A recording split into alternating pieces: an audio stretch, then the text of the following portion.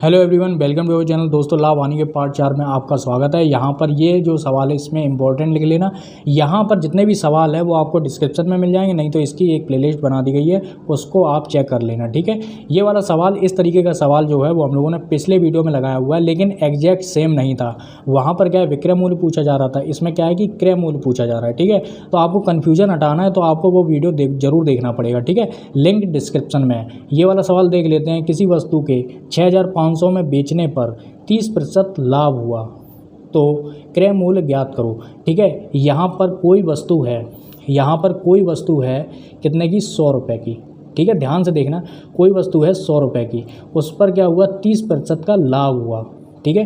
कितने प्रतिशत का लाभ हुआ, 30% का लाभ हुआ। तो 100 में हम लोग क्या करेंगे, 30 जोड़ देंगे तो बात कहाँ पे पहुँचेगी, 130 पे पहुँचेगी, ठीक है। यहाँ पर लिख देंगे 30% लाभ, ठीक है। यहाँ पर लिखेंगे क्रय, यहाँ पर लिखेंगे विक्रय। पिछले सवाल में इस तरीके से नहीं लिखा था, ठीक है, क्योंकि कोई ज़रूरत नहीं पड़ी थी। लेकिन जब क्रय निकालना होता है तब थोड़ा बहुत समझने की ज़रूरत पड़ती है, ठीक है। यहाँ पर पहले हम लोग क्या करते थे, अगर विक्रय निकालना होता है, ठीक है, जैसे मान लेते हैं 6500 में खरीदे तो, ठीक है, तो 30% लाभ हुआ तो यहाँ पर विक्रय मूल्य बताना है। तो अगर ऐसा कुछ हो जाए तो यहाँ पर हम लोग क्या करते थे, 6500 का 130% निकाल लेते थे, ठीक है, तो आपका आंसर आ जाता था। लेकिन यहाँ पर थोड़ा सा उल्टा है, यहाँ पर वही वाला कॉन्सेप्ट चलेगा जो हम लोगों ने बात की थी। यहाँ पर ये नोट कर लेना। वैसे तो पिछले सवाल में भी ये हम लोगों ने नोट किया था, जो पूछा जाए उसे ऊपर रखना है, ठीक है। तो हम लोगों की कोई वस्तु 100 रुपये की है, जो खरीदी है उसे बेचेंगे, यानी कि हम लोग 30% लाभ पर उसे एक तरीके से बेच दिया, ठीक है। तो वो बात कहाँ पे पहुँची, 130 पे पहुँची, ठीक है। तो यहाँ जब भी ऐसा कुछ हो जाए तो 30% लाभ हुआ तो क्रय मूल्य ज्ञात करना है। तो पूछा क्या गया है, क्रय मूल्य पूछा गया है, इसलिए हम लोगों को क्या है, 100 ऊपर रखना पड़ेगा। इसी तरीके से जो पिछले सवाल थे उसमें भी आप इसी तरीके से समझ सकते हो, जो पूछा जाए उसे ऊपर रखना है। तो यहाँ पर कितने में वो वस्तु बेची, 6500 में, 6500 गुणे लगाएंगे, ठीक है। जो पूछा जा रहा है यानी क्रय मूल्य पूछा जा रहा है तो 100 रुपये, यानी कि 100 ऊपर रखेंगे, ठीक है, और विक्रय यानी कि 130 नीचे रखेंगे। अब हम लोग सॉल्व कर सकते हैं इसे। तो यहाँ पर 0 से 0 गया, 13 पंचे 65, ठीक है। तो यहाँ पर सीधे सीधे 500 लिख देंगे। आंसर क्या हुआ, 5000 हुआ, ठीक है। तो क्रय मूल्य कितना हुआ, 5000 हुआ। यहाँ पर कॉस्ट प्राइस लिख देंगे, ठीक है। दूसरा सवाल देख लेते हैं। किसी वस्तु को 16000 में खरीदा यानी कि कॉस्ट प्राइस, ठीक है, यानी कि क्रय मूल्य। तो इसे कितने में बेचें यानी सेलिंग प्राइस। बेचें कि 30% की हानि हो जाए। 30% किससे रिलेटेड है, बेचना से, ठीक है। तो यहाँ पर जो भी पूछा जाता है उसको ऊपर रखेंगे, ठीक है। तो यहाँ पर क्या लिखेंगे, खरीदा, यहाँ पर लिखेंगे बेचा। मान लेते हैं आपने कोई वस्तु 100 रुपये में खरीदी, ठीक है। अगर आप उसे बेचने जाओगे, ठीक है, तो 30% की हानि उठाओगे। इसका मतलब है बात कहाँ पे पहुँचेगी, 70 पे पहुँचेगी, ठीक है। खरीदा, बेचा। अब पूछा क्या जा रहा है, बेचा, इसका मतलब है 70 हम लोगों को ऊपर रखना पड़ेगा। तो 16000 गुणे 70/100, ठीक है। इसे सॉल्व करेंगे, कितना हो जाएगा, यहाँ पे 0 से 0 चला गया, 16 सत्ते 112, 2 0 लिख देंगे, ठीक है। यही आपका क्या हो जाएगा, आंसर हो जाएगा। तीसरा सवाल देख लेते हैं। ये सवाल जो है वो समतुल्य बट्टे का है, ठीक है। समतुल्य बट्टे को एकल बट्टा भी बोला जाता है। ये सवाल कैसे होता है, ये 2 तरीके से होता है। हम लोग अभी तक जो सवाल लगाते रहे वो 100 पर लगाते रहे, ठीक है। इसमें भी हम लोग 100 पर ही लगाएंगे, ठीक है। तो यहाँ पर 30% यानी बट्टे का मतलब समझ लीजिए, यहाँ पर डिस्काउंट होता है। डिस्काउंट मतलब कम करना, ठीक है। यहाँ पर 30% का डिस्काउंट करेंगे, ठीक है। तो यहाँ पे बात कहाँ पे पहुँचेगी, जैसे मान लेते हैं 100 पे 30% का डिस्काउंट किया, 30% का डिस्काउंट किया तो कितना हुआ, 70 हुआ, ठीक है। तो यहाँ पर 30 का काम खत्म हो गया। अब 20% की बारी आएगी, ठीक है। यहाँ पर 70 का 20% निकालेंगे। 70 का 20% कितना होता है, 7 दूनी 14, तो यहाँ पर 14 हो जाएगा, ठीक है। तो आप इस तरीके से आप परसेंटेज निकाल लेंगे, ठीक है। अब ये मैंने डायरेक्ट कैसे निकाल दी ये समझिए। यहाँ पर 70 है, गुणे 20 है, ठीक है। 20% निकालेंगे यानी कि नीचे 100 आएगा, नीचे से 2 0 आराम से चली जाएंगी, ठीक है। इसलिए हम लोगों ने सीधे डायरेक्ट गुणा कर दिया, 7 दूनी 14। ये कॉन्सेप्ट समझ में आ रहा होगा, ठीक है। तो यहाँ पर क्या करेंगे, 30 + 14 बराबर कितना हो जाएगा, 44 हो जाएगा, ठीक है। यही आपका क्या हो जाएगा, आंसर हो जाएगा। तो हम लोगों का समतुल्य बट्टा कितना है, 44% का है, ठीक है। यहाँ पर बट्टा लिख देते हैं। इसी सवाल को दूसरे तरीके से लगा सकते हैं, ठीक है। 30% की कमी आई, 100 का 30% कितना होगा, 70 होगा। यहाँ पर 100 का 20% कितना होगा, 80 होगा, ठीक है। इन दोनों को हम लोग परसेंटेज में निकाल लेंगे, ठीक है। कितना हो जाएगा, यहाँ पे 0 से 0 गया, 8 सत्ते कितना हुआ, 56 हुआ, ठीक है।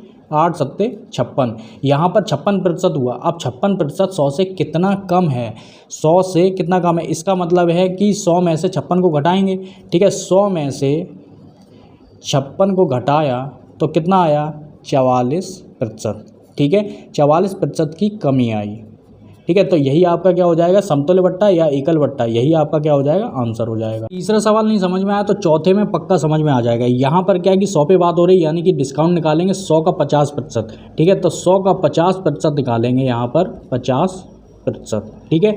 तो यहाँ पर कितना हो जाएगा, 50 हो जाएगा। 100 का 50% कितना हुआ, 50 हुआ, ठीक है। अब 50 का 20% निकालेंगे, ठीक है। 50 का 20% निकाल लेंगे तो कितना हो जाएगा, 5 दूनी 10, तो यहाँ पर 10 आया, ठीक है। ये प्रतिशत जरूर है, लेकिन इसी वैल्यू को हम लोगों को क्या करना है, जोड़ना है, ठीक है। तो यहाँ पर बट्टा लिखेंगे बराबर 50 + 10 कितना हो जाएगा, 60%। यही आपका क्या हो जाएगा, आंसर हो जाएगा। अथवा लगा के दूसरा तरीका देख लेते हैं, 100 का 50%, 100 का 50% कितना हुआ, 50 हुआ, ठीक है। सीधे डायरेक्ट क्या हो जाएगा, आधा हो जाएगा, ठीक है।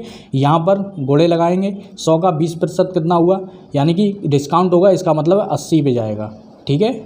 यहाँ पर 80 हो गया, इन दोनों का गुणा कर देंगे, यानी कि 0 0 100 से कट ही जाएगा, ठीक है। 8 पंचे 40, यहाँ पर 40 आ गया। अब ये जो 40 है 40%, अब ये जो 100 से कितना ज़्यादा कम है, ठीक है।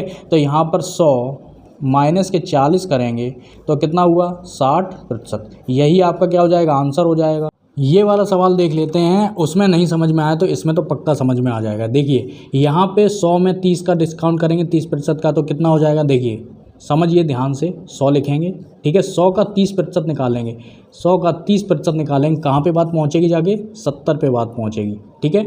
इतना समझ में आ रहा है। अब 70 का 20% निकालेंगे, क्योंकि 30 का काम खत्म हो गया, अब 20 का काम शुरू होगा। 70 का 20% निकालेंगे, ठीक है। कितना हो जाएगा, 7 दूनी 14, ठीक है। अब यहाँ पर क्या वैल्यू आएगी, देखिए डिस्काउंट करेंगे तो 70 में से 14 को घटा देंगे तो कितना आ जाएगा, 56 आ जाएगा, ठीक है। यहाँ पर लिख देते हैं 70 माइनस के 14, समझने के लिए ये कहाँ से आया, ठीक है।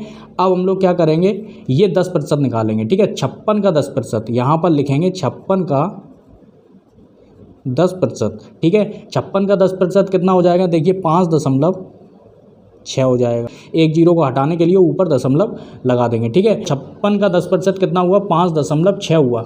अब ऊपर जितनी भी वैल्यू हैं इनको हम लोग जोड़ लेंगे, ठीक है। तो कितना हुआ, यहाँ पर बट्टा लिखेंगे, क्या क्या वैल्यू है, 30 है प्लस 14 है प्लस 5.6, ठीक है। इनको जोड़ेंगे तो कितना हो जाएगा, 49.6, ठीक है। यही आपका क्या हो जाएगा, आंसर हो जाएगा। छठवां सवाल देख लेते हैं, यहाँ पर इंपॉर्टेंट लिख लेंगे, ठीक है। किसी वस्तु को 2700 में बेचने पर 10% हानि हो तो कितने में बेचें कि 20% का लाभ हो, ठीक है। तो यहाँ पर पिछला वाला भी ऐसा ही सवाल था, लेकिन वहाँ पर क्या हो रहा था कि सिर्फ एक ही बार परसेंटेज दिया जा रहा था, लेकिन यहाँ पर क्या है, 10% हानि हो तो कितने में बेचें कि 20% लाभ हो, ठीक है। ये नॉर्मल एक बार आप शुरू से लेकर अंत तक अच्छे से समझ लेना पढ़ के, ठीक है। 2-3 बार पढ़ोगे तो समझ में आ जाएगा सवाल क्या कहता है, ठीक है। यहाँ पर क्या है कि कोई वस्तु है, ठीक है। कोई वस्तु कितने की है, 100 रुपये की है, ठीक है। यहाँ पर उसे बेचने पर 10% का क्या होता है, हानि होती है।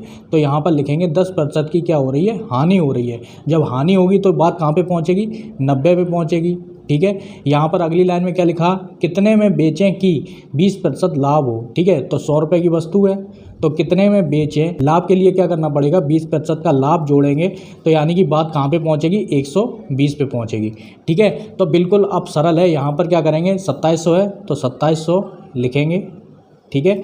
गुणे लगाएंगे, ये जो 120 है इस 120 को हम लोग ऊपर रखेंगे बटे 90, ठीक है। यहाँ पर इसे सॉल्व करेंगे, 9 तिया 27 तो यहाँ पर 300 आ जाएगा, और 12 तिया 36 तो यहाँ पर 3600 आ गया। तो यहाँ पर ये क्या आ गया, सेलिंग प्राइस। यहाँ पर क्या बोला गया था कि 3600 में बेचें कि 20% लाभ हो, मतलब यही पूछा गया था कि कितने में बेचें कि 20% लाभ हो, ठीक है। तो 3600 में आप बेच दोगे तो 20% का क्या हो जाएगा, लाभ हो जाएगा, ठीक है। तो यहाँ पर यही आपका क्या हो जाएगा, आंसर हो जाएगा। तो दोस्तों आपको ये वीडियो समझ में आया तो लाइक कर सकते हैं, सब्सक्राइब कर सकते हैं। पूरा वीडियो देखने के लिए आपका बहुत बहुत धन्यवाद।